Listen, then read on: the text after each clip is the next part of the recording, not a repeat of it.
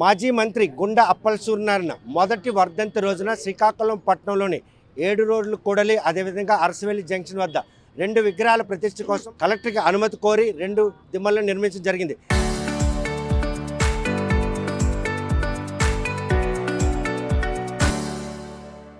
కాకపోతే ఈ నిర్మాణాన్ని కొద్ది రోజుల క్రితమే కార్పొరేషన్ అధికారులు అర్ధాంతరంగా నిర్మించిన వారికి అంటే సమాచారం ఇవ్వకుండా కూల్చేశారు. ఈ విషయంపై పెద్ద దుమారం రేగింది.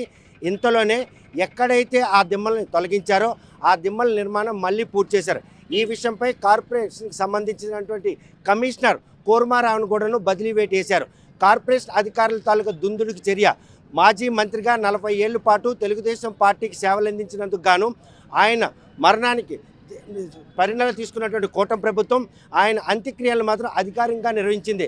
అటువంటి గౌరవం ఇచ్చినట్టు ఆయన్ని విగ్రహాన్ని ప్రతిష్ఠించాలని చెప్పేసి 12వ రోజునే పెట్టాలని చెప్పేసి సాక్షాత్తు హోంశాఖ మంత్రి కుటుంబ సభ్యులను తెలిపిన నేపథ్యంలో ఏడాది తర్వాత మొదటి వర్ధంతి రోజున ఆ 2 ప్రదేశాల్లో విగ్రహాలని ఏర్పాటు చేసేందుకు చేస్తున్న ప్రక్రియలో నిర్మాణాలు చేపడుతున్నప్పుడు ఆటంకం కలిగించిన కార్పొరేషన్ అధికారులు నిర్మించిన తర్వాత ఇలా కోల్చివేత ఏంటి అని ప్రతి ఒక్కరు కూడాను ప్రశ్నిస్తున్నారు. శ్రీకాకుళం నియోజకవర్గంలో 4 పర్యాలు ఎమ్మెల్యేగా గెలిచినటువంటి గుండా అప్పల్ సూర్యనారాయణకి ఇచ్చినటువంటి ఈ అగౌరవం చూస్తున్న ప్రతి ఒక్కరు కూడా కంటతడి పెట్టుకుంటున్నారు. ఆయన విగ్రహం ప్రతిష్ఠించిన చోట ఇక్కడ ఫ్లెక్సీ కూడా పెట్టారు. ఈ ఫ్లెక్సీని కూడా పరిగణలోకి తీసుకున్న కార్పొరేషన్ అధికారులు ఇలా దుందుడుగా వ్యవహరించి కూల్చివేతతో పాటు ఆయన ఫ్లెక్సీని కూడా ఇలా చించివేశారు. ఆయనకి ఎంతటి అవమానం చేశారు అనడానికి కూటమి ప్రభుత్వం సిగ్గుపడేలా ఒక సీనియర్ టీడీపీ మాజీ ఎమ్మెల్యే మంత్రి ఒక డెడికేటెడ్ నీతి నిజాయితీకి కేర్ ఆఫ్ అడ్రస్గా చెప్పుకున్నటువంటి గుండా అప్పల్ సూర్యనారాయణను ఇంతలా అవమానించారంటే కార్పొరేషన్ అధికారులు వెనక ఏ శక్తి ఉండి నడిపిస్తుంది?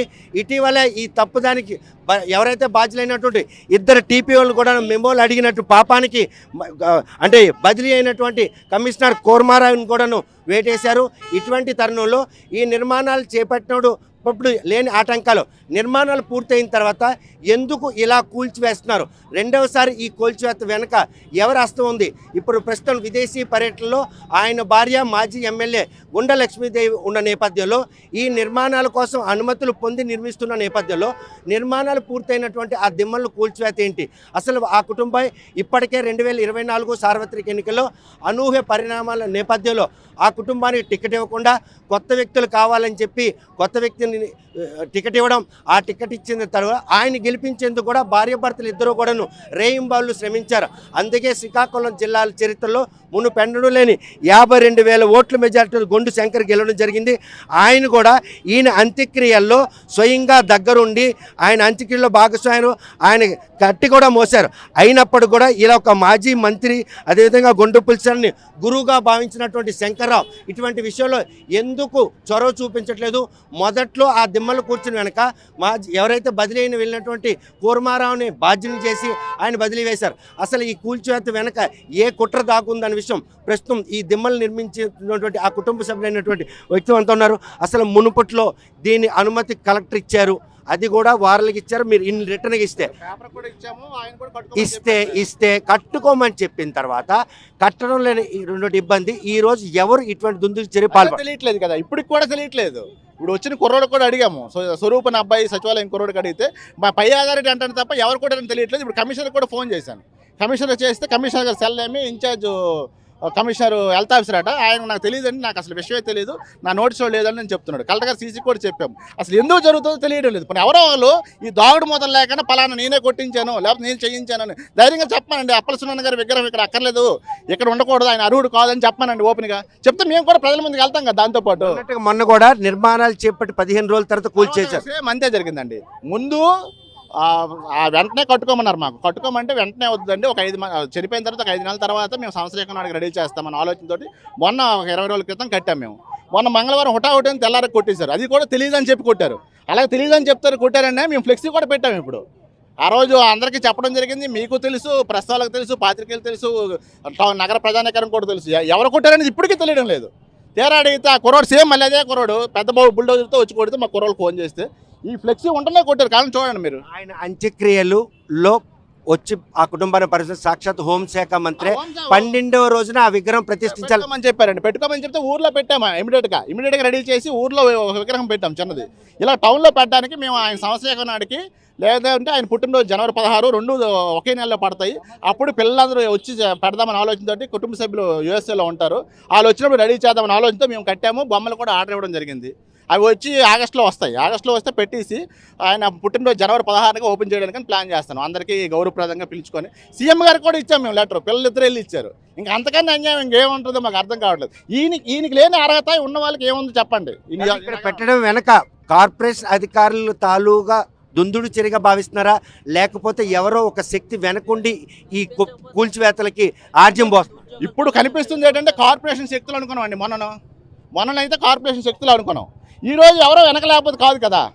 ఇప్పుడు నా రాజకీయం పరంగా ఎవరో లేకపోతే అది ఇది జరుగుతుంది అనేది ఒట్టి మాట. అది మేము మాట్లాడకూడదు. మేము 25 ఏళ్ళు 30 ఏళ్ళ నుంచి ఆ రాజకీయాల్లో పనిచేసాము. ఆయన దగ్గర పనిచేసిన వాళ్ళు. ఈ విషయంపై ఆల్రెడీగా విదేశీ పర్యటనలోనే అమ్మగారి దృష్టిలో తీసుకెళ్ళడం జరిగింది. ఆమె తొలినాళ్ళలో సమన్వయం పాటించండి, నేను వచ్చిన తర్వాత చూస్తాను అయినప్పటికి కూడా ఇలా మళ్ళీ నిర్మాణించిన తర్వాత ఈ కట్టడాల కూల్చు వెనక కార్పొరేషన్ అధికారుల సమాధానం ఏంటి? ఇప్పుడు ఈ సమాచారం తెలుసుకున్నటువంటి అమ్మగారు ఏమని సూచన చేస్తారు?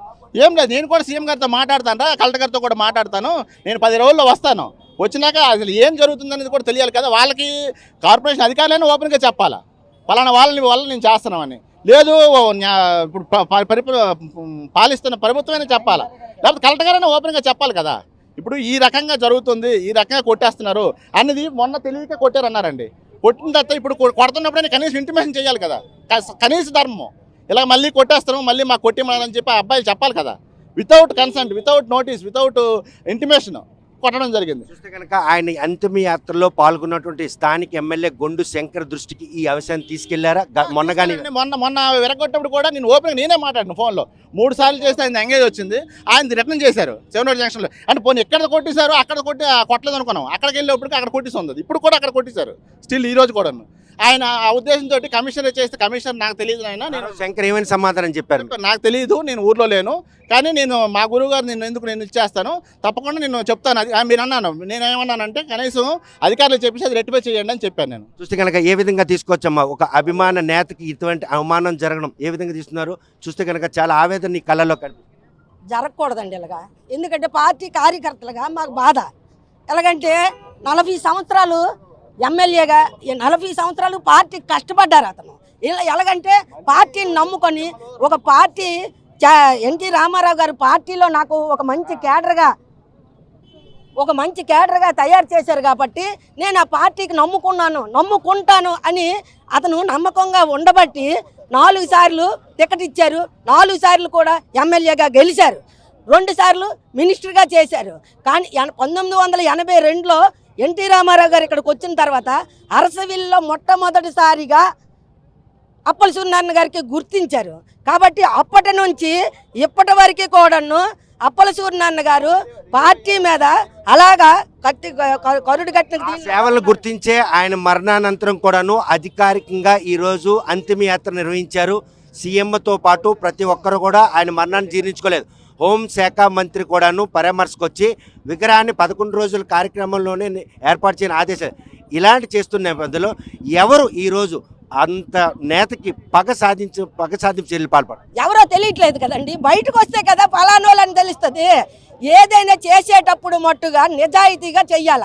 ఇది నేను చేశాను, నాకు ఇష్టం లేదు, అతను విగ్రహాలు పెట్టడం నాకు ఇష్టం లేదు, కాబట్టి అవి ఉండకూడదని నేను ఇలా చేస్తున్నానని ఎవరైనా సరే, ఆఫీసర్స్ అయినా, పార్టీ వాళ్ళైనా, పార్టీ కేడర్ అయినా, ప్రతిపక్షాలలో ఎవరో చేశారని మనం అనగలం. కానీ ఎవరు చేశారనేది ఎవరు తెలియకపోతే, ముందుకు రాకపోతే ఇలాగ ఎందుకు ఎంత సీక్రెట్గా ఎంత దీనిగా ఎందుకు చెయ్యాలి అని ఒక ఆలోచన ఉంటుంది మాకు. అది కాకుండా పార్టీకి అతను కష్టపడబట్టి ప్రతి ఒక్కరు అతని నిజాయితీని గుర్తించి అధికారికంగా అంత్యక్రియలు చేశారు. అది ఈ నియోజకవర్గంలో ప్రతి ఒక్కరు కూడాను హాజరయ్యారు. ఎందుకు? అతను అంత మంచితనాన్ని సంపాదించారు కాబట్టి, అంత దీనిగా చేశారు కాబట్టి ప్రతి ఒక్కరు హాజరయ్యారు.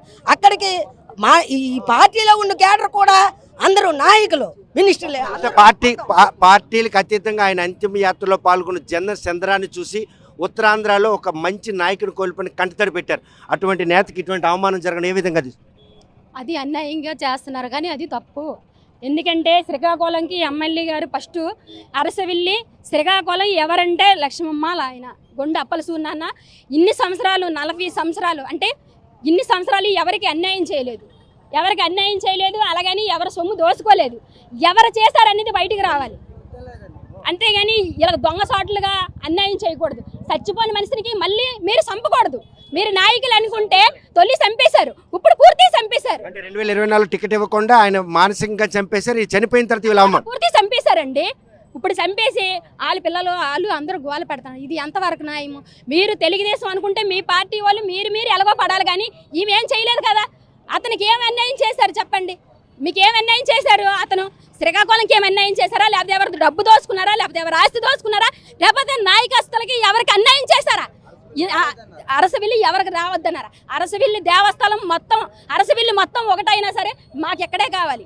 మీరు ఏం చేసుకుంటారో చేసుకోండి, లేనప్పుడు విగ్రహాలు మొత్తం ఎరగొట్టేస్తాం. మీరు ఏం చేసుకుంటారో ఎమ్మెల్యేకి చెప్పుకుంటారో లేకపోతే మినిస్టర్కి చెప్పుకుంటారో ఏం చేసుకుంటారో చేసుకోండి, లేనప్పుడు మొత్తం రాత్రి ఎరగొట్టేస్తాం. ప్రతి విగ్రహం కూడా తీసేస్తాం. మాకు అన్యాయం చేస్తే అరసవిల్లిలో ప్రతి విగ్రహం ఏ సెంటర్లో ఉండడానికి లేదు.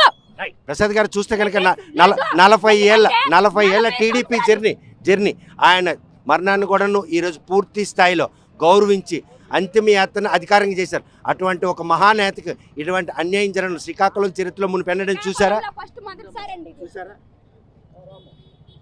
ఊర్లో పెళ్లికి కుక్కల హడావుడు ఎక్కువ.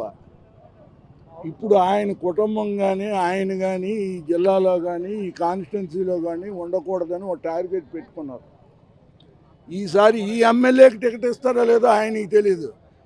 నీ తెచ్చుకోవడానికి ఈ డ్రామాలు, ఇంకో వ్యక్తికి తెచ్చి సీట్ ఇవ్వడానికి ఈ డ్రామాలు. అంటే గుండె కుటుంబాన్ని పూర్తిగా భూస్థాపితం చేయడానికి ఆయన విగ్రహం కూడా రాజకీయం చేస్తున్నారా?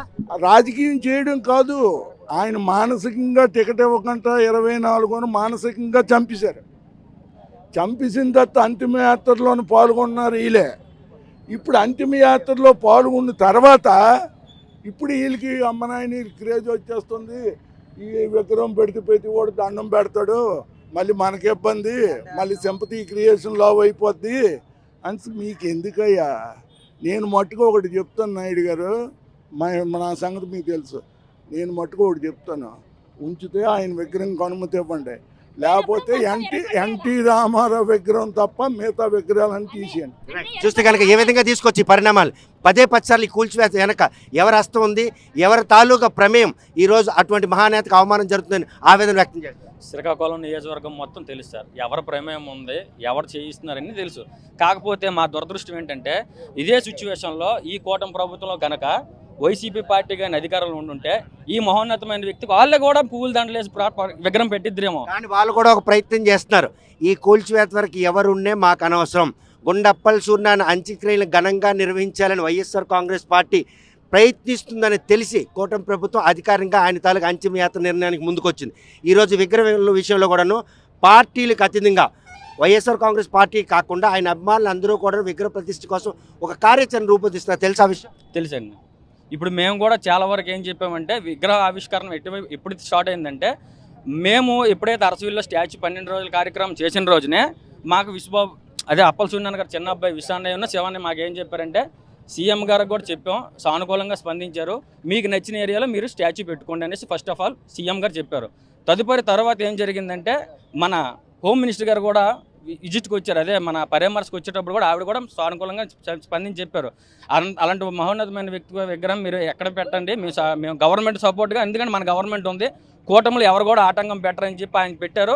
మేమేమనుకున్నామంటే ఎవరు ఆటంకం ఉండదు, దర్జాగా పెడదామని చెప్పి మేము అనుకున్నాం. కాకపోతే ఇంకా అరసవిల్లి ప్రజలు తిడతారేమో అని చెప్పి అరసవిల్లి కూల్చలేదేమో, కానీ ఇవి అయితే చాలా ఘోరం అండి. మేము నిజంగా అరసవిల్లి ప్రజలు ఏమైనా స్పందించాల్సి వస్తే సార్ చనిపోయిన 5 నెలలకి అరసవిల్లిలో కళావేదిక ఒకటి కట్టారు.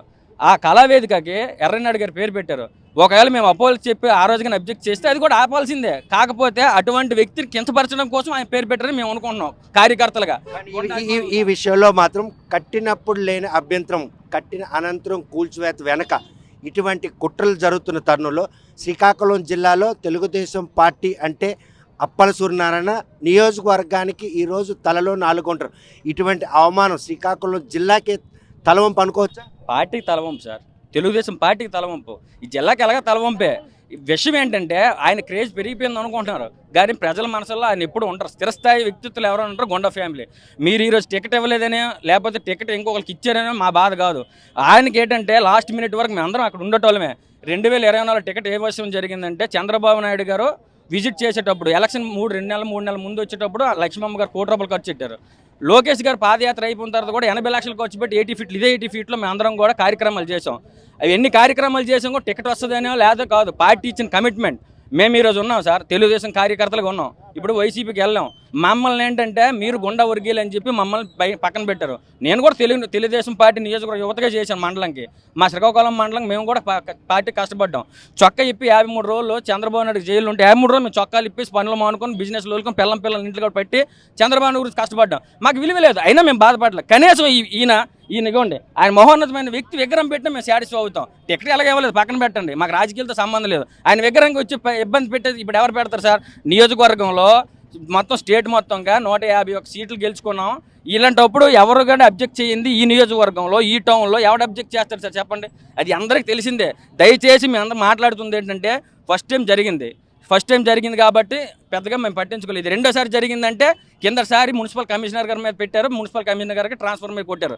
ఈ రోజు కూడా మున్సిపల్ కమిషనర్ గారి మీద తోయేస్తారా, లేకపోతే దీనికి ఎవరి బాధ్యులు మీరు కనిపెడతారా? పోలీస్ డిపార్ట్మెంట్కి, రెవెన్యూ డిపార్ట్మెంట్కి, అలాగే మున్సిపల్ కార్పొరేషన్ సిబ్బందికి, నియోజకవర్గ స్థానిక ఎమ్మెల్యేకి, మన జిల్లా మినిస్టర్లందరికీ కూడా మేము కోరుకుంటుంది ఒకటే, ఎందుకు మీ మీదకి అవార్డు మీ మీద రాకూడదు కాబట్టి మీరు ముందుగా తేల్చుకొని నియోజకవర్గ స్థాయిలో మొత్తం మీరు ఒక నిబంధన పెట్టుకొని ఎవరు తీసారో దానికి మూల కారకులు ఎవరో మీరు మమ్మల్ని పెట్టి అది ఒకటే. మేము అంతకుమించి మేము కోరట్లేదు. ఇప్పుడు ప్రస్తుతం కర్తవ్యం ఏంటి? మొన్న సమన్వయం పాటించమని చెప్పి అమ్మగారి ఆదేశాల మేరకు చాలా పేషెన్స్ వహించారు. ఈరోజు కవ్వింపు చర్యలకు పాల్పడుతున్నటువంటి అధికార యంత్రాంగం తీరు కావచ్చు, వారు ఎన్నుకున్నటువంటి వారికి రేపటి కార్యాచరణ కలెక్టర్ గారి దగ్గరికి వెళ్ళి కలుస్తాం అందరం ఉన్నాం. ఇప్పుడు కలెక్టర్ గారి నోటీసులో పెట్టాము, అమ్మ వచ్చిన తర్వాత చంద్రబాబు నాయుడు గారితో కూడా మాట్లాడతారు. చంద్రబాబు నాయుడుతో మాట్లాడి అదే తేల్చుకోవాలి కదా మేము కూడాను. ఇప్పుడు ఇక్కడ కొట్టారు, ఇప్పుడు ఇక్కడ కొడుతున్నాను మాట్లాడుతున్నప్పుడు సెవెనూరు జంక్షన్లో కొట్టారు. ఇప్పుడు మొన్న తెలియదు అన్నారు, మొన్న తెలియజేసాం కదా మేము అందరం కొన్నాం. మున్సిపాలిటీకి చెప్పాము, ఎమ్మెల్యేకి చెప్పాము, లోకల్ ఎమ్మెల్యేకి, కలెక్టర్ ఆఫీస్కి కూడా చెప్పాము, పత్రికల ద్వారా అందరికీ తెలిసింది, జిల్లా అంతా తెలిసింది, రాష్ట్రం అంతా తెలిసింది. ఇప్పుడు తక్షణ కర్తవ్యం ఏంటంటే మేము కూడా చేస్తాం, పార్టీ ఆఫీస్ కూడా. చూస్తే కనుక ప్రస్తుతం గుండా అప్పల సూర్యనారాయణ విగ్రహ ప్రతిష్ఠ కోసం ఏర్పాటు చేసిన దిమ్మలను పదే కూల్చడం వెనక ఏ శక్తి పనిచేస్తుందో ప్రస్తుతం చూస్తే కనుక ఏదైతే ఈ దిమ్మ నిర్మించారో తొలినాళ్ళలో దిమ్మ నిర్మించేటప్పుడు మాత్రం ఇక్కడ ఎవరు విగ్రహం స్థాపన కోసం నిర్మిస్తున్నారని తెలియనటువంటి అనిశ్చితి ఉండేది. ఆ అనిశ్చిత తొలినాళ్ళలో కూల్చివేసిన అనంతరం ఇలా ఫ్లెక్సీ కూడా ఆయన ఏర్పాటు చేశారు. ఈ ఫ్లెక్సీ ఏర్పాటు చేసిన తర్వాత కూడా కూల్చివేత ప్రక్రియ కొనసాగుతుంది. అంటే ఆ కుటుంబాన్ని ఇప్పటికే 2024 సార్వత్రిక ఎన్నికల్లో టిక్కెట్ ఇవ్వకుండా మానసికంగా చంపేసినటువంటి పార్టీ ఈరోజు ఆయన విగ్రహాన్ని ప్రతిష్ఠించడానికి కలెక్టర్ అనుమతి తీసుకున్నాం. ఆయన అనుమతి మేరకే 7 రోడ్ జంక్షన్తో పాటు అరసవేల్ జంక్షన్ నిర్మాణాలు చేపడుతున్నాం. 15 రోజుల పాటు చేపట్టిన ఈ నిర్మాణంలో లేనటువంటి ఆటంకాలకు కార్పొరేషన్ అధికారులకు ఎక్కడ వచ్చింది? కనీసం వారు నిర్మించినటువంటి వాళ్ళ తాలూకు వారిని ఇంటిమేట్ చేయకుండా ఇలా రాత్రిపూట మొన్న పగలు కూల్చారు. అప్పుడు కూడా చాలా ఆందోళన చేపడతాం అనుకున్నా కూడాను విదేశీ పర్యటనలో ఉన్నటువంటి గుండె లక్ష్మీదేవి సమన్వయం పాటించాలని అభిమానులకి కార్యకర్తలు పిలుపునిచ్చే నేపథ్యంలో వారందరూ సమన్వయం పాటించారు. కాకపోతే కార్పొరేషన్లో ఈ 2 ప్రదేశాల్లో ఈ దిమ్మలు నిర్మించడం వెనక కమిషనర్ హస్తం ఉండుంటుంది అన్న ఉద్దేశంతో ఆయన బదిలీ వేటు వేయడం, ఆ బదిలీ వేటు అనంతరం 3 రోజుల తర్వాత మళ్ళీ నిర్మించినటువంటి ఆయన ఫ్లెక్సీ ఉన్నప్పుడు కూడా ఆయన విగ్రహ ప్రతిష్ఠ కోసం నిర్మించినటువంటి దిమ్మలన్నీ తెలిసి కూడా కార్పొరేషన్ అధికారులు కూల్చివేశారు. అటువంటి మహానుభావుడికి జరుగుతున్నటువంటి ఈ అవమానం విషయంలో మాత్రం అరసవెల్లే కాకుండా ఉత్తరాంధ్రలోని పార్టీలకు అతీతంగా ప్రతి ఒక్కరు కూడా ఆయన విగ్రహ ప్రతిష్ఠ ఏర్పాటు చేయడంలో ఎటువంటి ఆటంకాలు ఉన్నా కూడా అతిక్రమించాలి. ప్రస్తుతం ఆపాదించబడుతున్న స్థానిక ఎమ్మెల్యే గుండు శంకర్, కేంద్ర రాష్ట్ర మంత్రులు కూడా ఈ విషయంలో ఈ కూల్చివేతల వెనక ఎవరు ఉన్నారనే విషయం వాస్తవాలు బయటికి చెప్పకపోతే మాత్రం రేపటి నుండి ఆ నేతకు జరిగిన అవమానాన్ని తమకు జరిగిన అవమానంగా పరిణామాలు తీసుకుని కలెక్టరేట్తో పాటు తెలుగుదేశం పార్టీ కార్యాలయం కూడా ముట్టడిస్తామని హెచ్చరిస్తాం. మరి ఈ విషయంలో జిల్లా యంత్రాంగం ఎవరైతే ఈ కూల్చివేతలు వెనుకున్నారో వారిని బహిర్గతం చేస్తారా, లేకపోతే ఇలా కూల్చివేతల ప్రక్రియ కొనసాగించి అప్పల సూర్యాన్ని 10 సార్లు ఇలా అవమానిస్తారా అనే విషయం వేచి చూడాల్సిందే. వీడియో జర్నలిస్ట్ రామకృష్ణతో సత్యం, RTV, శ్రీకాకుళం. మరి ఆపమని కాక ఎందుకు కంగారు అయిపోతున్నావు? కాదు భయ్యా, ఆపమని కాక నువ్వు ఎందుకు కంగారు అయిపోతున్నావు? అడిగారండి అంతే, అంతకుమించి ఆపమని ఫోన్ చేసే టైం కూడా ఇవ్వాలి కదా మీరు. మేమెందుకు నాయన మాట మేము కాల్ అంటున్నాం. సార్ కాల్ చేయడం అయితే వాస్తవం అండి. కాల్ చేసి ఏం జరుగుతుందని అడిగారండి. మీ కమిషనర్ గారు తీసిమన్నారా? కమిషనర్ గారు కాదు, మా సెక్షన్ హెడ్స్ ఉంటారండి. కాదమ్మా, ఇప్పుడు నీకు అది ఎవరు తీయమన్నారు చెప్పు? మా సెక్షన్ హెడ్స్ నీకు ఎవరు తీయమన్నారు చెప్పు? సెక్షన్ హెడ్ పేరు ఏసీపీలు అండి. పేరు తెలియదేంటి నీకు? మీరు వెనక్కి పట్టేస్తారు సార్. కాదు, నీకు పేరు తెలుసు కదా? వీడియో తీస్తున్నారు. కాదు భయ్యా, నీకు పేరు తెలుసు కదా? కాదు, వీడియో ఎందుకండి? మీరు ఎవరు పేరు తెలుసు కదా నీకు? ఆథరైజ్ మేము రాలేం కదండి. నువ్వు ఆథరైజ్డ్గా వచ్చావు కదా? రాలేం కదండి. నువ్వు ఆథరైజ్డ్గా వచ్చావు కదా? నువ్వు ఆథరైజ్డ్గా వచ్చావు కదా? ఆథరైజ్డ్గా వచ్చావు కదా తీయడానికి? వచ్చావు కదా? ఆ పేరు మీకు పై ఆఫీసర్ పేరు చెప్పు, తీయమన్న వాళ్ళ పేరు చెప్పు. నీకు అవన్నీ ఎందుకు? నీకు పై ఆఫీసర్ నీ పేరు చెప్పి పేరు చెప్పు అయ్యా. నువ్వు ఆథరైజ్డ్గా నువ్వు ఎంప్లాయీగా వచ్చావు కదా అయ్యా బాబు, నువ్వు ఎంప్లాయీగా ఆథరైజ్డ్గా వచ్చావు కదా? ఆ పై ఆఫీసర్ నీకు ఆథరైజ్డ్గా చెప్పిన వాళ్ళ పేరు చెప్పమ్మా. పర్మిషన్ ఉందా లేదా తెలుసా మీకు? కలెక్టర్ గారికి లెటర్ ఉంది, సీఎం గారికి లెటర్ పెట్టేసాము, అన్నీ ఉన్నాయి. మీకేం తెలుసని? మీకేం తెలుసని? అందుకే మీ ఆఫీసర్ మీకు ఎవరు చెప్పారు చెప్పండి. ఇవన్నీ ఎందుకు? నువ్వు చెప్పినా సరే తీసుకొస్తున్నాడు అని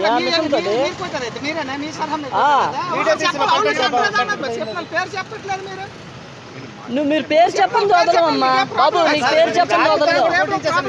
మాట్లాడారు, పేరు చెప్పింది నువ్వు ఫోన్ తో మాట్లాడి ఆపమని చెప్పినా లేదా?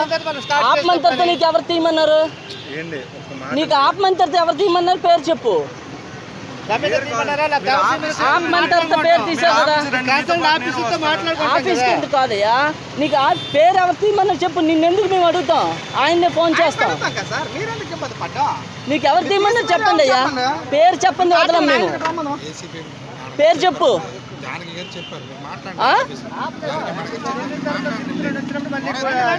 గొడవ ఏంటి? అదే చిన్న విషయం ఏంటి? చిన్న విషయం అయ్యా, చిన్న విషయమా? ఏంటి మీ డిపార్ట్మెంట్ ఏంటి? క్యాబినెట్ చెప్పమ్మా. సచివాలయం ఎక్కడ? సచివాలయం ఇక్కడ సచివాలయమా? సచివాలయంలో ఏంటి?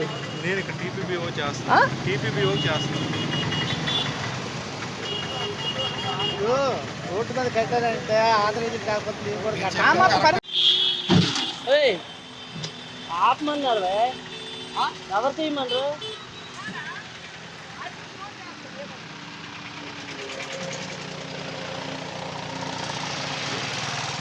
ఎవరు తీయమన్నారు? ఎవరు ఆపమన్నారు కదా? మీతో మాట్లాడారు కదా? ఆపమని కమిషనర్ గారు మరి ఆపమని కాక ఎందుకు కంగారు అయిపోతున్నావు?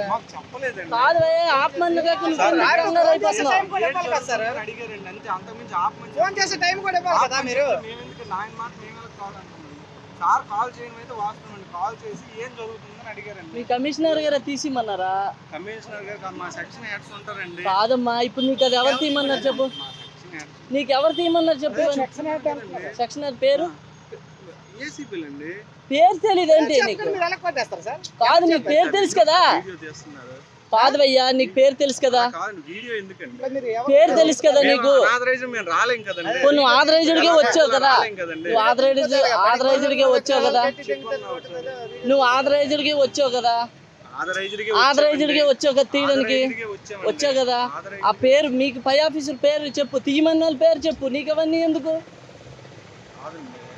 నీకు పై ఆఫీసర్ నీ పేరు చెప్పి పేరు చెప్పు అయ్యా.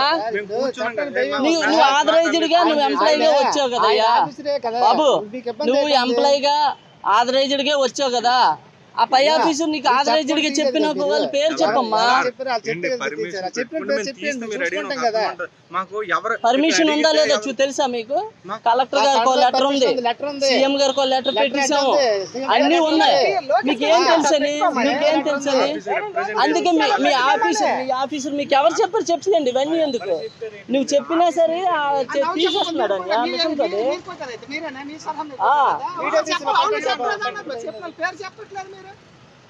నువ్వు మీరు పేరు చెప్పండి వదలమ్మా బాబు. నీకు పేరు చెప్పండి వదలదు. పేరు చెప్పింది నువ్వు ఫోన్ తో మాట్లాడి ఆపమని చెప్పినా లేదా? ఆపమని తర్వాత నీకు ఎవరు తీయమన్నారు? నీకు ఆపమని తర్వాత ఎవరు తీయమన్నారు? పేరు చెప్పు. ఆపమని తర్వాత పేరు తీసావు కదా. ఆఫీస్కి ఎందుకు కాదయ్యా? నీకు పేరు ఎవరు తీయమన్నారు చెప్పు. నిన్నెందుకు మేము అడుగుతాం? ఆయన్నే ఫోన్ చేస్తాం. నీకు ఎవరు తీయమన్నారు చెప్పండి అయ్యా. పేరు చెప్పండి వదలం మేము. పేరు చెప్పు.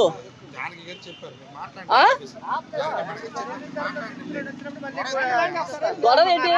అదే చిన్న విషయం ఏంటి? చిన్న విషయం అయ్యా, చిన్న విషయం ఏంటి? మీ డిపార్ట్మెంట్ ఏంటి? క్యాబినెట్ చెప్పమ్మా. సచివాలయం ఎక్కడ? సచివాలయం ఇక్కడ సచివాలయమా?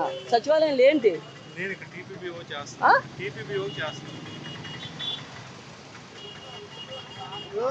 రోడ్డు మీద కట్టారంటే ఆంధ్రప్రదేశ్ కాకపోతే